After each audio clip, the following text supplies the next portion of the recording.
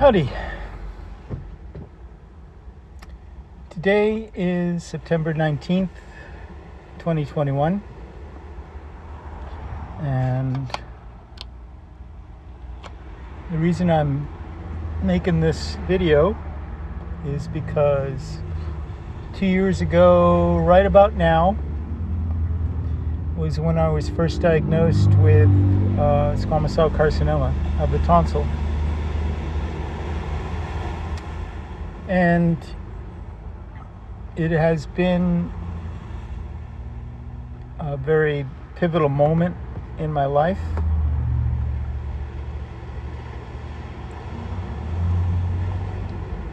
And I felt like I should mark the moment. So that's what I'm doing. I am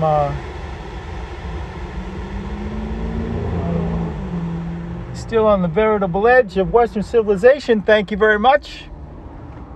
And I'm in Malibu at the moment, staring out at the ocean, on my way up to spend the equinox on in Big Sur.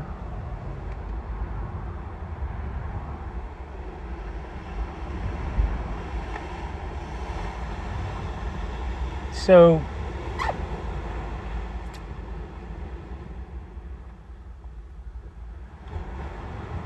it's been a long 2-year journey from that moment, sitting in the big chair in the ENT department at UCLA Harbor when somebody steps up and says,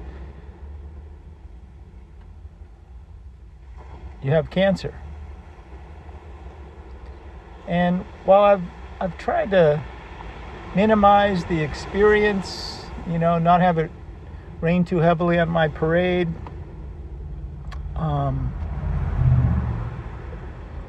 you can only do that so much before you're, toying with denial. So it's a fine line to keep yourself in a healthy way with it. I mean, there's times when you have to embrace the journey, and there's times when you have to overcome the journey. I guess that's what I'm saying. And it feels like, I don't even know what it feels like, to tell you the truth. But that journey, for the first 2 months before my first appointment with the oncologist in November of 2019, were it was that facing of the question of what do you do when you're faced with a life-threatening disease, and they haven't yet told you how long you have to live. That was an interesting place to be. All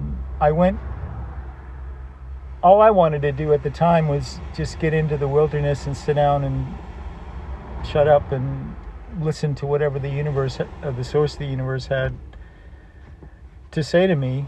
And at the time I was a bit frustrated because I had all these, it seemed like every time I turned around there was another appointment to go to, and I wasn't setting the appointments. It was the doctor's agenda, but finally I was able to make a journey to the mountain in Big Sur.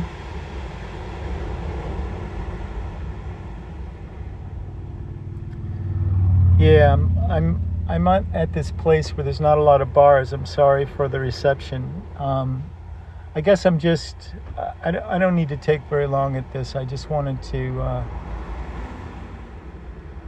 say something of value, if I could. 2 years. In those 2 years, I have been through 2 rounds of treatment. I've had radiation and chemo and immunotherapy, and I started the recovery process, and twice. This is my second recovery period. And I was really blessed for 6 months last year to think that I was cancer-free.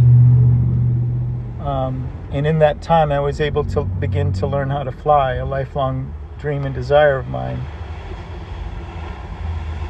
And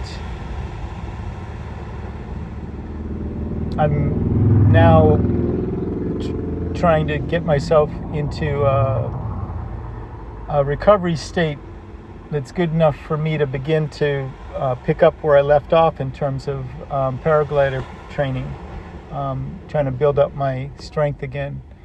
Unfortunately, this last immunotherapy drug, one of the side effects was fatigue, and that drug is still going through me right now, taking its time leaving, and I just started a colon cleanse to start the process of flushing this stuff out, and I've been doing this kombucha cayenne cleanse. Luckily this summer when I went to the Cape, the supermarket had this colon cleanse stuff, the cayenne cleanse kombucha on sale, so I was doing 3 of those a day, and it seemed to help a lot actually, but I've got a ways to go.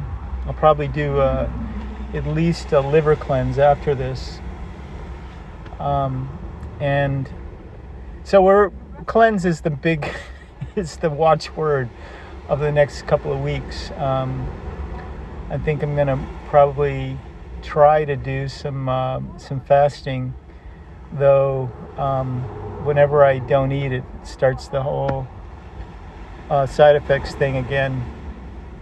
So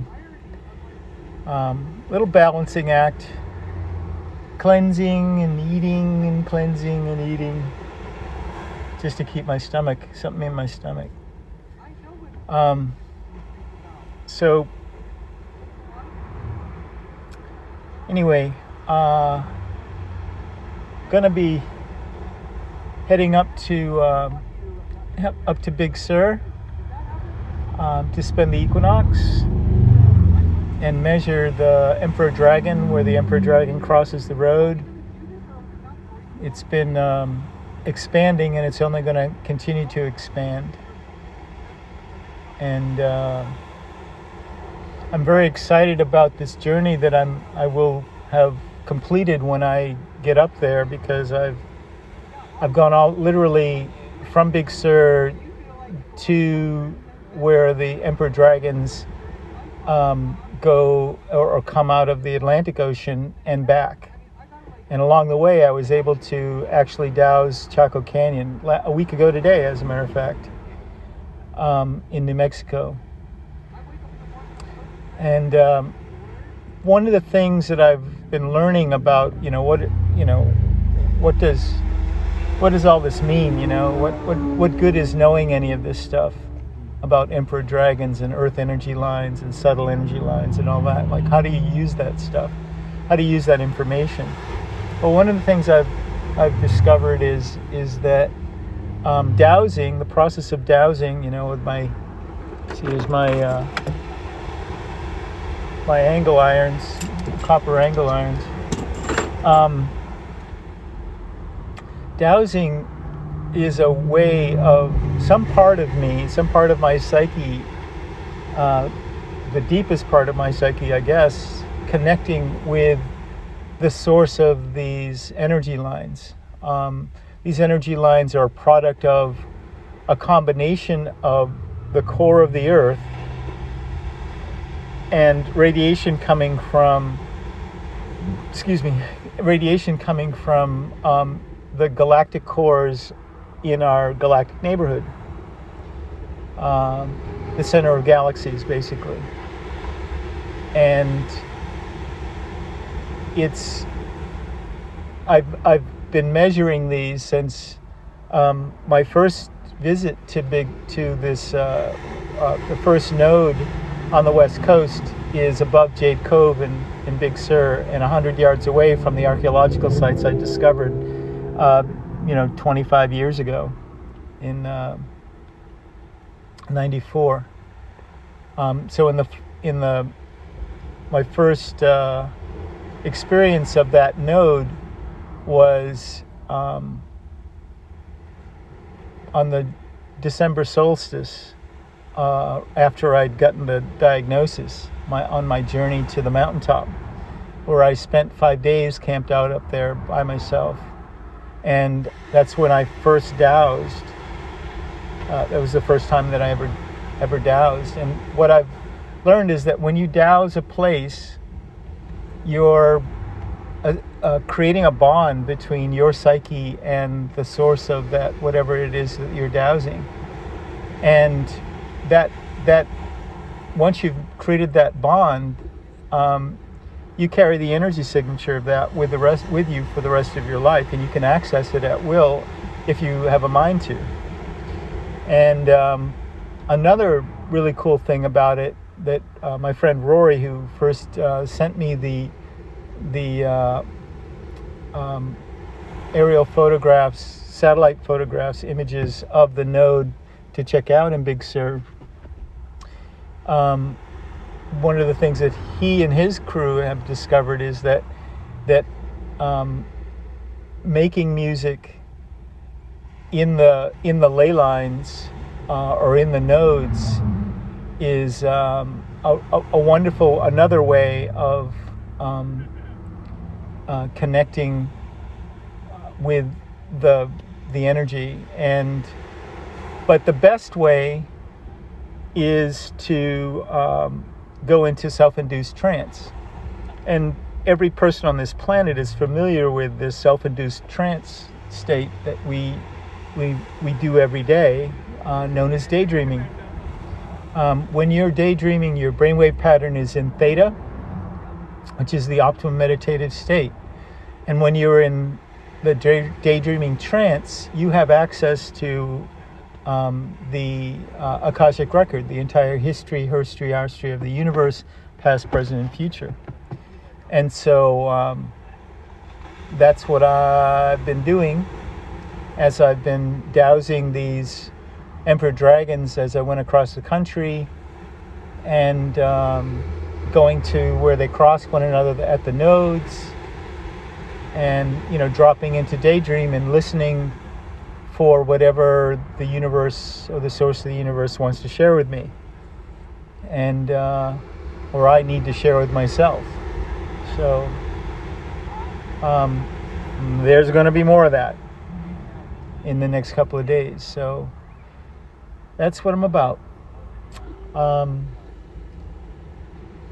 in the midst of that, I'll be, as I said, I'll be cleansing, and I'll be exercising, running a little bit, trying to get my joints back in shape, because one of the side effects of that drug was arthritic symptoms, and so now I really need to keep stretched and loose and build up my body more so I can train, and just get back into the sort of physical place that I'm used to being. So anyway, that's what's happening on my anniversary of this pivotal moment in my life. And my birthday was a couple of weeks ago. I'm now 64. And when I was diagnosed 2 years ago, I didn't know that I was 62, and I didn't know that I'd see 63. And so it's funny, because when I was a kid, my grandmother was, who I like to brag about, she She was diagnosed with colon cancer in 1954. And at that time, that was pretty much a death sentence. But she was lucky that she was living in Boston, where there's all these, university hospitals and that kind of thing. And they had been doing research into colon therapy for colon cancer. And she ended up being the third successful colostomy. And she survived 38 years with cancer. And every one of those 38 years, Thanksgiving was a real Thanksgiving, because we gave thanks that we had another year with her. And she finally passed at 78. So anybody that's dealing with colon cancer,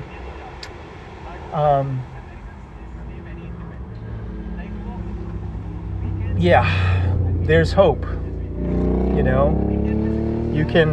You can live a full life. She and my grandfather, who was a janitor at Stride-Rite Shoe Company for 30 years, the two of them raised 14 foster children while she battled cancer and survived with colon cancer. She lectured to medical schools. She went around and helped people that were recently diagnosed acclimate to the colostomy bag and all that stuff. So, and she pioneered, when they were developing all that colostomy bag stuff, she was giving them, the manufacturers and everything, feedback about what they could improve, so a big part of what you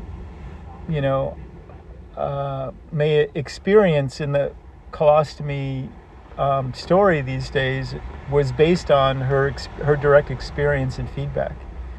So I'm kind of proud of my grandmother and my grandfather for what they together were able to accomplish in the face of a death sentence. So I guess,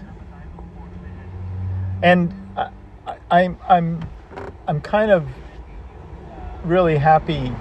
I mean, kind of elated actually in my story, to be able to kind of carry on the tradition a little bit, in that I've been part of a study since last spring, since this second round of treatment, that will, we meaning me and the doctors, feel like this study that I'm a part of is going to be a paradigm changer, because you may have heard me say this before, but if you haven't, I'm going to say it again. When they took a biopsy of the cancer, they took some of that tissue and they sequenced the DNA of the cancer, and at every infusion they drew some blood and they looked for the genetic markers of those cancer cells in my blood, and they were able to determine that I had actually been cancer-free after the first infusion, between the first and second infusion. Because I started the second round of treatment on St. Patrick's Day, and so by the second infusion on April 7th, there was no cancer in my blood. So that ability to be able to dial in exactly when and how much cancer there is in a person's system is going to change treatment in the future. Because right now, like for instance, this drug that I'm getting out of my system now, the FDA approved the use of this drug, but only if you use it you're supposed to do it for 2 years. Well, it doesn't make sense to do it for 2 years if I'm already supposedly cancer-free. It's better to save that in case the cancer comes back, instead of having somebody go through that challenge for 2 years. So just using my example, so I'm really excited to be a part of this. I'm very optimistic about it, and I'm very glad to have it as a tool going forward, because we should, like the other day, this week I had a follow-up. I finished the last infusion on June 30th, and it was a double dose, so it would have covered me for like 6 weeks. And I would have started, sometime in the middle of August with the next infusion. But since then, I'm coming off of the drug, and this week they drew another couple of vials to check against our database, and I should have the results sometime this week about how, if they found anything. But and then in a couple of weeks, we're going to do the traditional way of determining where we're at, and see and do a PET scan. That hasn't been scheduled yet, but it'll probably be sometime probably in like a month or so. I'm thinking until then, I probably will still remain unvaccinated to not mess up the results of the test, and then I will most likely be getting. I think they do the Pfizer vaccine at the hospital, so I'll probably be getting it then. And so until then, I'm still socially distancing and wearing a mask, and staying away from people, doing my little hermit thing. And I got to tell you, I really enjoy my own company, so it's which is a good thing, because I can't really be around a whole lot of people right now. So that's what's up. That's where it's at. Thanks for listening. Thanks for watching. And now we get to do my favorite part, which I don't always remember to do. But here we go.